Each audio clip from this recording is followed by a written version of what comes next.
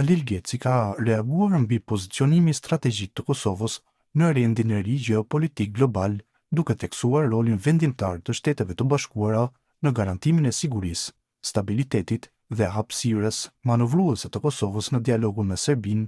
Në postimin e tij në Facebook, Geci vlerëson se përfshirja e Kosovës në ombrellën e sigurisë amerikane ka krijuar një realitet të ri politik, ku rreziku i destabilizimit dhe cënimit territorial është ndjeshëm i reduktuar, ndërsa dialogu duhet të zhvillohet në koordinim të drejtë për drejtë me Washingtonin, përcjell bota sot. Në vijim, shkrimi i tij plot, pas ombrellës së sigurisë amerikane, Kosova fiton hapësirë strategjike në dialog. Pozicionimi i Kosovës në rendin e ri gjeostrategjik global dhe roli i garancive amerikane. Ky shkrim përfaqëson një analizë mbi pozicionin strategjik të Kosovës në rendin e ri gjeopolitik dhe ndikimin vendimtar të garancive amerikane në lehtësimin e dialogut me Serbinë, si dhe ruajtjen e stabilitetit rajonal. Pozicionimi i Kosovës në kushtet e luftës hibride, rivaliteti të fuqive të mëdha dhe dialogu i garantuar nga Shtetet e Bashkuara sot është dukshëm më i favorshëm se në të kaluarën. Përfshirja e Kosovës në ombrellën e sigurisë amerikane ka krijuar një realitet të ri politik, ku rreziku i cënimit territorial dhe destabilizimit të drejtë për drejtë është ndjeshëm i reduktuar. Sistemi ndërkombëtar po kalon drejt një rendi të ri botror, ku rivaliteti midis fuqive të mëdha zhvillohet kryesisht përmes luftës hibride, sanksione ekonomike, presion diplomatik, kontroll teknologjik, luftë informative dhe operacione indirekte të sigurisë. Rrëzimi ose arrestimi liderëve shtetëror, si në rastin e Venezuelës, tregon kufijtë e ndërhyrjes direkte. Përvoja nga Iraku, Libia dhe Afganistani demonstron se ndryshimi i elitës drejtuese pa reformim strukturor të shtetit shpesh prodhon destabilizim afatgjat dhe jo konsolidim institucional. Si pasojë, fuqitë perëndimore kanë kaluar nga ndërhyrja ushtarake e drejtë për drejt presionit të kontrolluar dhe negociatave graduale, një model që po institucionalizohet si praktikë standarde e menaxhimit të krizave në rendin global të sotëm. Ballkani mbetet një rajon në rëndësi strategjike mesatare, por me ndjeshmëri të lartë politike.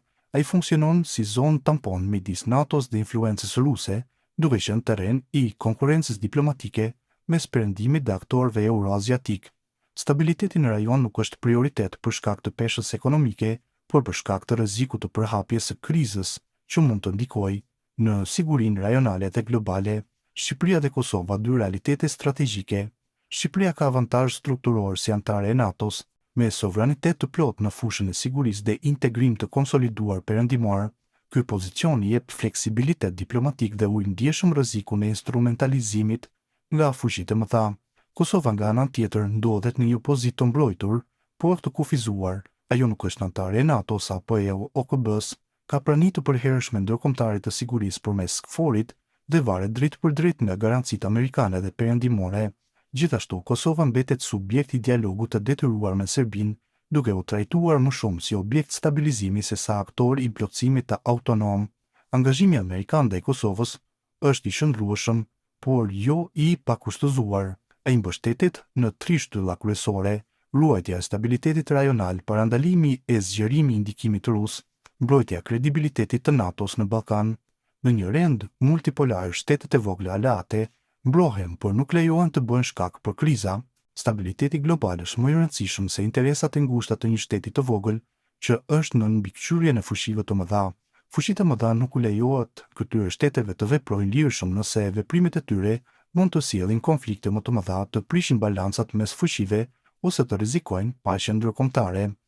Hapësira strategjike për qeverinë e Kosovës. Meqense Shtetet e Bashkuara e kanë përfshirë Kosovën në ombrellën e sigurisë dhe kanë garantuar se nuk do të ketë ndarje apo cënim territorial, prioriteti strategjik i kryeministrit Kurti duhet të jetë dialogu i drejtë për drejtë dhe i koordinuar me Washingtonin. Në këtë kuadër, ai duhet të rishikojë dhe të korrigjojë marrëveshjet paraprake të trashëguara të ratifikuara nga qeveritë e kaluara, duke ruajtur sovranitetin dhe duke nxjerrë maksimumin nga këto tradhti në interes të shtetit. Vetëm përmes bashkëpunimit të ngushtë me Shtetet e Bashkuara mund të reduktohet ndikimi rus, të ulet rreziku i eksterritorialitetit për manastiret, të kufizohet kompetenca e zgjeruara e asociacionit dhe të shmanget çdo konfrontim i mundshëm në vijim.